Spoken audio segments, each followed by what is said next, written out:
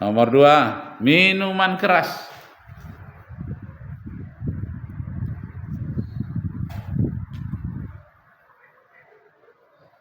Diharamkan oleh Al-Quran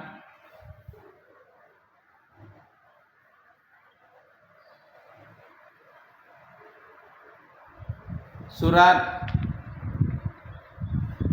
Al-Baqarah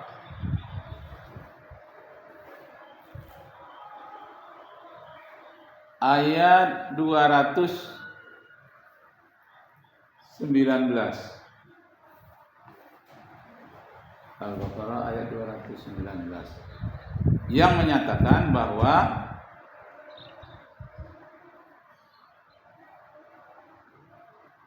minuman keras itu ada manfaatnya, akan tetapi kerusakannya jauh lebih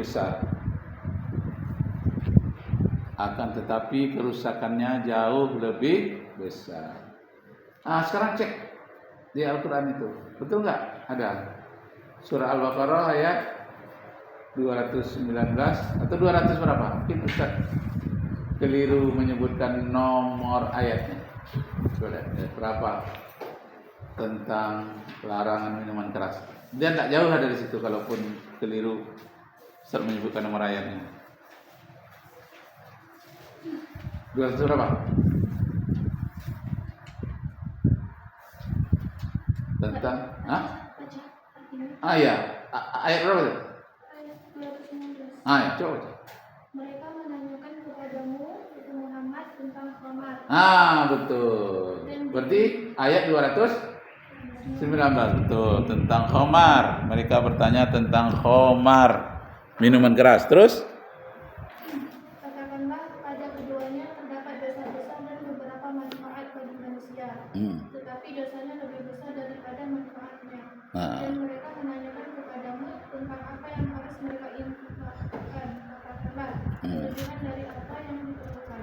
Demikianlah Allah menerangkan ayat-ayatnya kepada agar kamu mendengar. Sekarang PR, tulis PR. 1.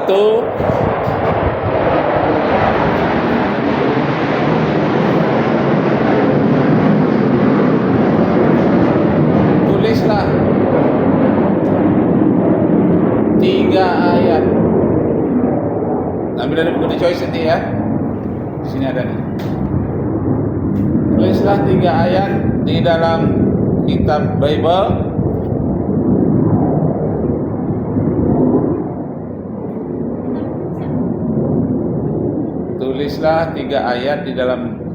Bible tentang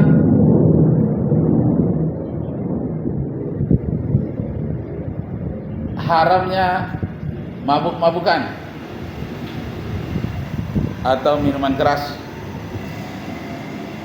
Mabuk-mabukan, minuman keras.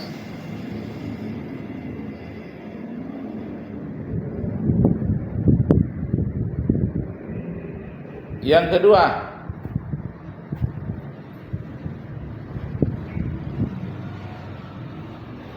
tentang haramnya babi.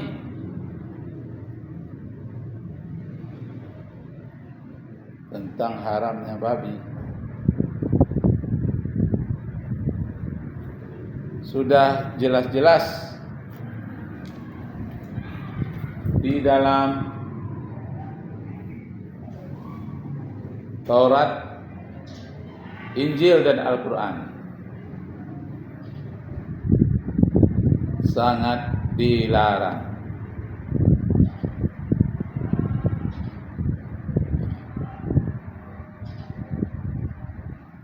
Dan bagaimana mudaratnya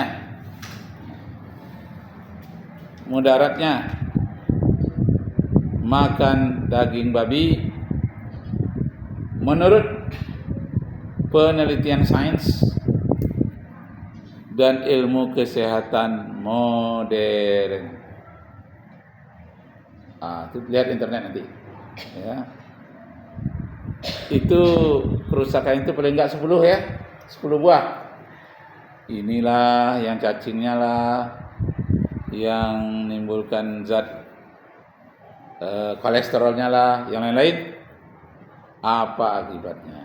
Nah, pernah Ustaz mengajar di Jalan Diponegoro, Ustaz minta itu dicari di internet, dapatlah oleh anak Cina, bahaya kanker yang paling teruk dalam daging babi. Akhirnya apa katanya? Pak, kenapa? Dekat rumah saya tuh ada orang yang jual panggang babi, tak mau saya. Ngeri saya.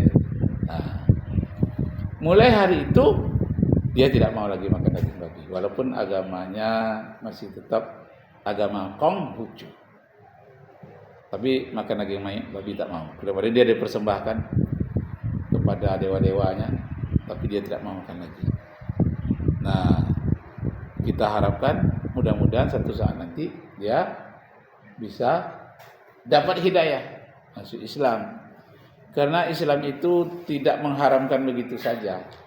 Pasti ada hikmah di sebaliknya. Jadi ada hikmah tentang haramnya daging babi, ada hikmah tentang haramnya minuman keras. Nah, yang ketiga tentang apa tadi itu? Judi. Yang ketiga masih PR yang ketiga. Yang ketiga, apakah bahaya judi menurut psikologi, ilmu jiwa? Haramnya judi menurut psikologi dan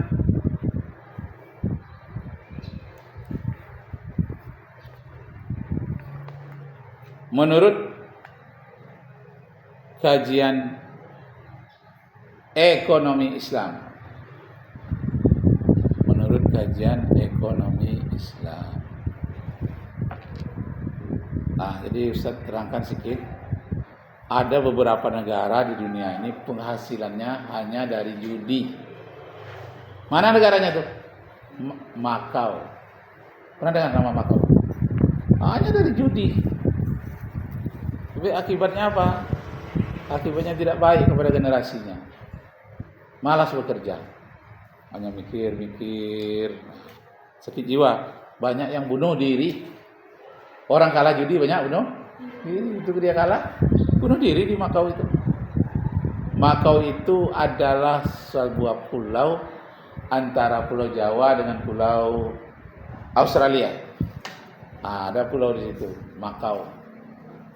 Yang di Makau itu banyak kepiting merah jutaan.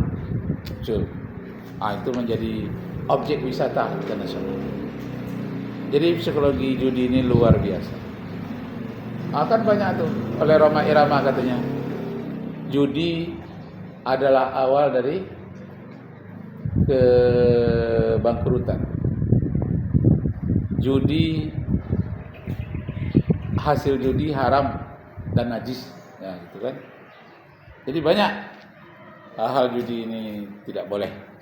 Tetapi ada negara-negara yang tak kenal dengan agama atau menentang agama, dia akan jadikan judi sebagai pencarian pokoknya. Pertama Makau, yang kedua Las Vegas di Amerika, kota judi dengan tinju kelas dunia itu ada di situ tuh. Namanya Las Vegas. Pornografi di sana juga sebagai mata pencarian. Judi mata pencarian. Kelahi tinju. Adu domba antar orang olahraga tinju. Itu mata pencarian. Masya Allah. Itulah yang dikutuk oleh Tuhan nanti. Jadi Makau, Las Vegas, sebagian Singapura. Singapura itu ada gambar kapal nampak dari pelabuhan dari Sea Lion. Pernah ke Singapura? Sea Lion itu artinya singa laut jantan. Dari situ memandanglah kita ada seperti kapal, gedung. Itu tempat apa itu? Tempat judi itu. Kasino. Tempat kasino. Di Malaysia pun ada tempat kasino namanya Genting Island. Benar nggak? Alasan orang Malaysia supaya cukong-cukong konglomerat di Malaysia itu tidak pergi berjudi ke Singapura atau ke Macau. Supaya berjudi di Malaysia saja, tapi khusus untuk dia dan dikenakan pajak. Pajaknya itu tinggi sekali. Tapi orang Malaysia sendiri yang beragama Islam tidak boleh masuk ke Genting Island. Genting Island itu satu pegunungan, kelilingi gunung. Untuk pergi ke sana pakai kawat, roda kawat ini. Nah, ke sana dingin dan diperiksa KTP-nya. Kalau orang Islam Malaysia tidak boleh ke situ. Tapi kalau dia orang Malaysia, Cina, Kristen, nah boleh. Itu hanya diperuntukkan bagi orang non-Muslim.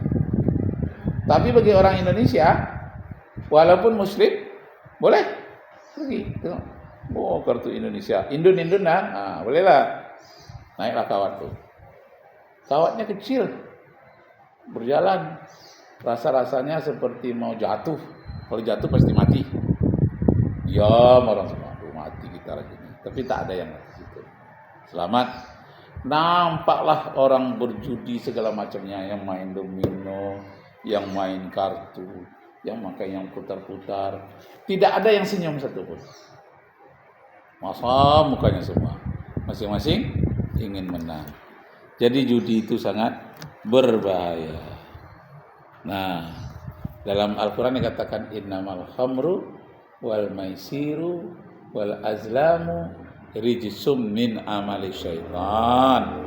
Sungguhnya judi, minuman keras, menyembah berhala, bertenung, itu semuanya perbuatan setan. Hendaklah kamu jauhi, jangan dilaksanakan. Yang keberapa lagi?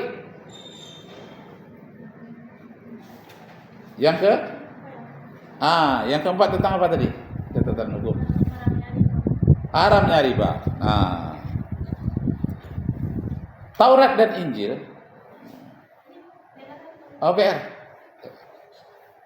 Taurat dan Injil juga mengharamkan riba.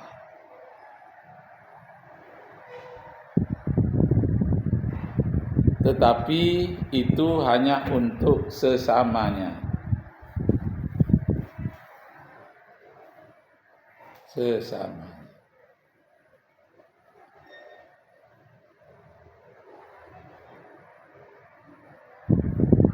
Tugasnya ialah catatlah 3 ayat dalam Taurat dan Injil yang melarang riba.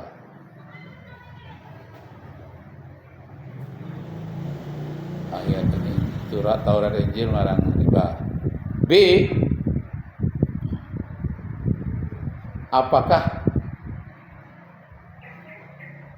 bank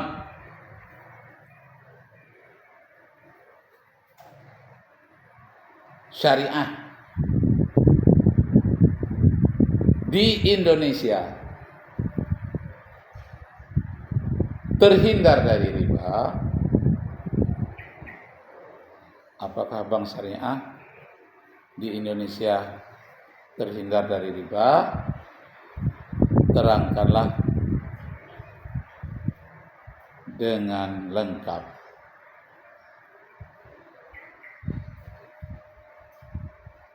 Yang berapa lagi? C-nya ya. Nah, mesti tugas A, B, C. C.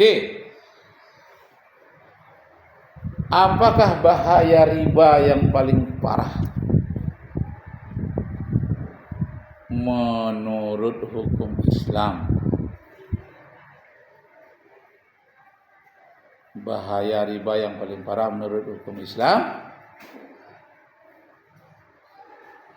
baik bahaya ketika masih hidup di dunia